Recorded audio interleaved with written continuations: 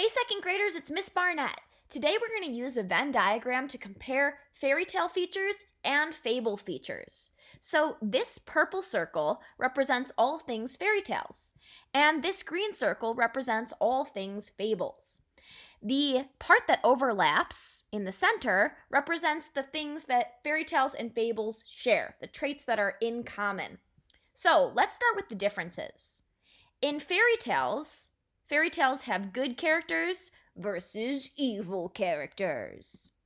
Fairy tales also always have happy endings. That's a very important fairy tale feature and something that makes it different from fables.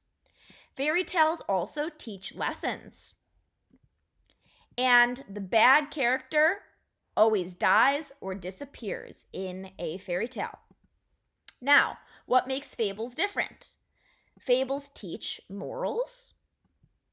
Sometimes the bad character wins in fables, which is a huge difference.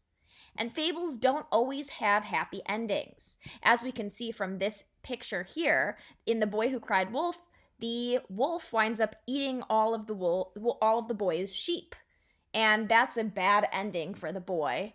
And this bad evil character, the evil wolf, winds up winning. Now, in this center section, we need to talk about the similarities. So, in both fairy tales and fables, we have fairy tales and fables that both have magic. Not all of them, but some of them do. Another similarity is that some fairy tales and some fables have talking animals in them. Both of them are also fiction. All fairy tales and fables are fiction stories, which means that they are fake.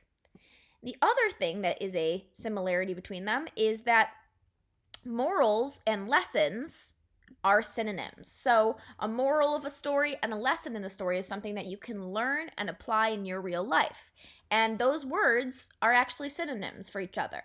They refer to fairy tales as teaching lessons and fables as teaching morals, but in the end, morals and lessons are the same. So I hope that you have learned something new about using a Venn diagram and we're able to identify similarities and differences between fairy tales and fables. I hope you had fun, and I can't wait to keep teaching you this week. Have a great day.